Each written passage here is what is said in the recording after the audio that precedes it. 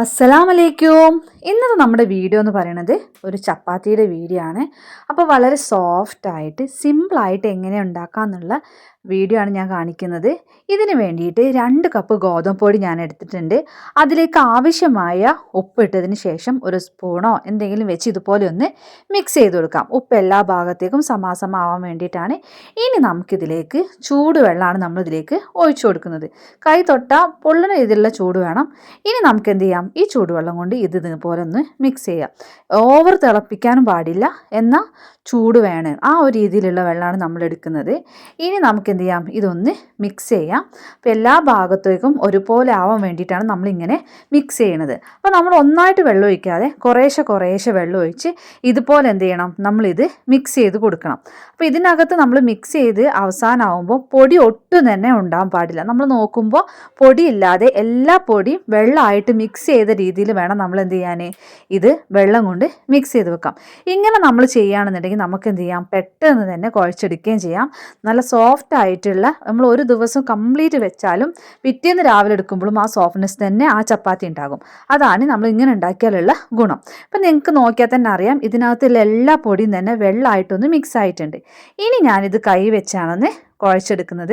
അപ്പം നമുക്ക് എന്ത് ചെയ്യാം, ഈ പൊടി കംപ്ലീറ്റ് ഇതുപോലെ കുഴച്ചെടുക്കാം. അപ്പോൾ എല്ലാ പൊടി നനഞ്ഞത് കൊണ്ട് തന്നെ നമുക്ക് എന്ത് ചെയ്യാം, ഈസി ആയിട്ട് ഇത് കുഴച്ചെടുക്കാം.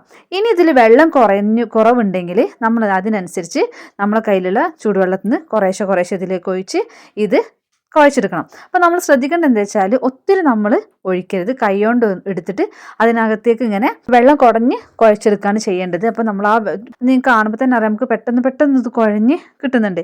ഇനി നമ്മളിത് ഒന്നായിട്ടൊന്ന് കുഴച്ചെടുക്കുകയാണ്. അപ്പോൾ കൈ വെച്ച് ഇതുപോലെ കുടഞ്ഞ് വീണ്ടും ഞാനൊന്ന് കുഴച്ചെടുക്കുന്നുണ്ട്. ഇനി നമ്മളിങ്ങനെ കുഴച്ചതിന് ശേഷം നമ്മളെ വിരലൊന്ന് ഇതിനകത്തേക്ക് ഇങ്ങനെ പ്രസ് ചെയ്ത് നോക്കാം. അപ്പോൾ കയ്യിൽ ഒട്ടി പിടിക്കാതെ ആവണ വരെ കുഴച്ചതിന് ശേഷം നമുക്കിതൊരു 5 മിനിറ്റ് ഇതുപോലെ അടച്ചു വെക്കാം.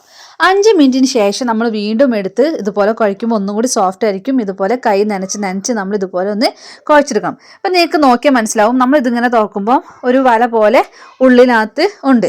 അപ്പം നമ്മൾ ഒന്നും കൂടെ കുഴയ്ക്കുക. ഇനി ഇതുപോലെ കുഴച്ച് എല്ലാം ഒന്ന് സെറ്റ് ആയതിന് ശേഷം ഒരു അത്യാവശ്യം നമുക്ക് പരത്തിയാൽ ഈസി ആയിട്ട് പരത്താൻ പറ്റുന്നുള്ള ഒരു കുഴ വരുന്ന സമയത്ത് കയ്യിൽ ഒട്ടി പിടിക്കത്തില്ല. നമ്മൾ എന്ത് ചെയ്യാം, ഇതുപോലെ ഒന്ന് ചെയ്ത് നോക്കുക.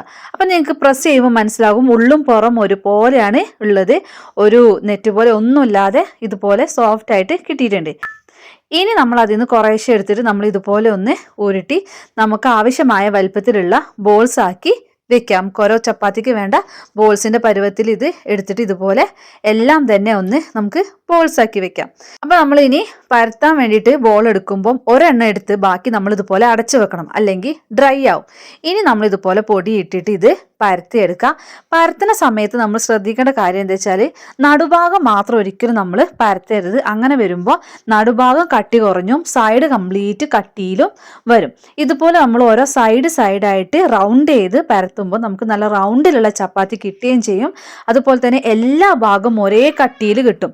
നമ്മൾ സെൻറ്റർ വെച്ചിട്ട് ഇങ്ങനെ പരത്താണെന്നുണ്ടെങ്കിൽ ഇതിൻ്റെ സെൻറ്റർ ഭാഗം മാത്രമേ തിന്നാവുള്ളൂ, ബാക്കി ഭാഗം ഒന്നും തിന്നാവില്ല. ഇപ്പം നമുക്ക് നോക്കിയാൽ തന്നെ മനസ്സിലാകും, എല്ലാ ഭാഗവും ഒരുപോലെയാണ് ഇതിൻ്റെ കട്ടി. ഇനി നമുക്ക് ബാക്കിയുള്ള ബോൾസ് എല്ലാം ഇതുപോലെ പരത്തിയെടുക്കാം. എല്ലാം തന്നെ ഇതുപോലെ നമ്മൾ പരത്തിയെടുക്കണം. ഇനി നമ്മൾ ശ്രദ്ധിക്കേണ്ട ഒരു കാര്യം എന്ന് വെച്ചാൽ, നമ്മളിത് പരത്തി നമ്മളൊരു പാത്രത്തിലേക്ക് ഇടുമ്പോൾ ഇത് തമ്മിൽ ഒട്ടിപ്പിടിക്കാൻ ചാൻസ് ഉണ്ട്. ഇപ്പം ഞാൻ വളരെ കുറഞ്ഞ പൊടി, ആ ഫസ്റ്റ് ഇട്ട പൊടി മാത്രമേ ഞാൻ യൂസ് ചെയ്യുന്നുള്ളൂ പരത്താൻ. അപ്പോൾ നമ്മളിത് തമ്മിൽ ഒട്ടിപ്പിടിക്കാതിരിക്കാൻ വേണ്ടിയിട്ട് ഈ ചപ്പാത്തീൻ്റെ മേലെ ഇതുപോലെ കുറച്ച് പൊടി വെതറി കൊടുത്തതിന് ശേഷം എന്ത് ചെയ്യുക, നമ്മൾ പരത്തിയ ചപ്പാത്തി അതിനകത്തേക്ക് ഇട്ട് കൊടുക്കുകയാണെന്നുണ്ടെങ്കിൽ ചപ്പാത്തികൾ തമ്മിൽ ഒട്ടിപ്പിടിക്കത്തില്ല. ഇനി നമുക്കിത് ചുട്ടെടുക്കാം. അപ്പം നമ്മുടെ പാന് നന്നായിട്ട് ചൂടായി വന്നതിന് ശേഷം നമ്മൾ ചപ്പാത്തീൻ്റെ മുകളിൽ ഇട്ടിട്ടുള്ള പൊടി ഇതുപോലെ ഉണ്ടെങ്കിൽ ഇത് പൊങ്ങി വരാൻ ചാൻസ് കുറവാണ്. അപ്പം നമ്മൾ അതിതുപോലെ കൈകൊണ്ടൊന്ന് തട്ടി കൊടുത്തതിന് ശേഷം ചൂടുള്ള പാനിലേക്ക് ഇതുപോലെ ഇട്ട് കൊടുക്കാം. ഇട്ട് കൊടുത്തതിന് ശേഷം 1 മിനിറ്റിൻ്റെ ഉള്ളിൽ തന്നെ ഇതുപോലെ ചുറ്റും കളർ ചേഞ്ച് വന്നതിന് ശേഷം ഇതുപോലെ പുക പൊന്തി വരും. അങ്ങനെ പുക ആവി വരുന്ന സമയത്ത് നമ്മളിത് തിരിച്ചിട്ട് കൊടുക്കണം. തിരിച്ചിട്ട് കൊടുത്ത് ഇതിൻ്റെ സൈഡ് ഭാഗം എല്ലാം ഒന്ന് അമർത്തി കൊടുക്കണം. അപ്പോൾ അങ്ങനെ ചെറിയ രീതിയിൽ പൊള്ള വരുന്ന രീതിയിൽ ഇതുപോലെ ഇങ്ങനെ പൊങ്ങി വരുന്ന രീതിയിലാവും. അപ്പോൾ അങ്ങനെ എല്ലാ സൈഡും ഇതുപോലെ പൊന്തി വരുന്ന ഒരു രീതിയാണ് സമയത്ത് തിരിച്ചിട്ട് കൊടുക്കാം. ഇനി നമ്മൾ ഓരോ ഭാഗം പ്രസ് ചെയ്ത് കൊടുക്കുമ്പോൾ ഈ ചപ്പാത്തി നന്നായിട്ട് തന്നെ പൊന്തി വരും. അപ്പോൾ നിങ്ങൾക്ക് കണ്ടാൽ മനസ്സിലാവും ഇത് എല്ലാ ഭാഗവും തന്നെ നന്നായിട്ട് പൊന്തി വരുന്നുണ്ട്. അപ്പോൾ നമ്മൾ ചുടുന്നിടത്തും ഇത് നല്ലോണം ശ്രദ്ധിച്ചാൽ മാത്രമേ നമുക്ക് നല്ല സോഫ്റ്റായിട്ട് ചപ്പാത്തി കിട്ടുകയുള്ളൂ. അപ്പോൾ നിങ്ങൾക്ക് കണ്ടാൽ തന്നെ മനസ്സിലാകും എത്രത്തോളം പൊങ്ങി വരുന്നുണ്ടെന്ന്. ഇങ്ങനെ പൊങ്ങി വരുമ്പോൾ തന്നെ ഈ ചപ്പാത്തി നല്ല സോഫ്റ്റ് ആയിരിക്കും. ഇനി നമുക്ക് ബാക്കിയുള്ളതെല്ലാം ഇതുപോലെ തന്നെ ചുട്ടെടുക്കാം. അപ്പോൾ എൻ്റെ കയ്യിലുള്ള ബാക്കി എല്ലാ ചപ്പാത്തി ഞാൻ ഇതുപോലെ ചുട്ടെടുത്തിട്ടുണ്ട്. അപ്പം നിങ്ങൾക്ക് ഈ ചപ്പാത്തി കാണുമ്പോഴേ അറിയാം എത്രത്തോളം പൊങ്ങിയിട്ടുണ്ട്, സോഫ്റ്റ് ആണെന്നുള്ളത്. അപ്പം നമ്മളിതുപോലെ കീറി നോക്കുകയാണെങ്കിലും ഇതിൻ്റെ അകഭാഗമൊക്കെ നല്ല സോഫ്റ്റ് ആയിട്ടാണ് ഇരിക്കുന്നത്. അപ്പം എല്ലാ ചപ്പാത്തിയും തന്നെ വളരെ സോഫ്റ്റ് ആയിട്ടാണ് കാണുന്നത്. ഇനി നമുക്ക് എന്ത് ചെയ്യാം, ഇത് സെർവ് ചെയ്യാം. അപ്പം ഞാൻ ഈ ചപ്പാത്തിൻ്റെ കൂടെ ഉണ്ടാക്കിയിരിക്കുന്നത് ഒരു വരട്ടിയ ചിക്കൻ്റെ റെസിപ്പിയാണ്. ഈ ചിക്കൻ്റെ പ്രത്യേകത എന്താണെന്ന് വെച്ചാൽ ഇതിനകത്ത് ഉള്ളി മാത്രം ഇട്ടിട്ടുള്ള ഒരു ചിക്കൻ്റെ റെസിപ്പിയാണ്. വളരെ ടേസ്റ്റാണ്. അപ്പോൾ റെസിപ്പി ഞാനിവിടെ താഴെ കൊടുക്കുന്നുണ്ട്, എല്ലാവരും കണ്ടു നോക്കുക. വീഡിയോ ഇഷ്ടപ്പെടുകയാണെങ്കിൽ എല്ലാവരും ലൈക്ക് ചെയ്യുക, ഷെയർ ചെയ്യുക, സബ് ചെയ്യുക. നല്ലൊരു വീഡിയോ കൊണ്ട് വരുന്നവരെ എല്ലാവർക്കും താങ്ക്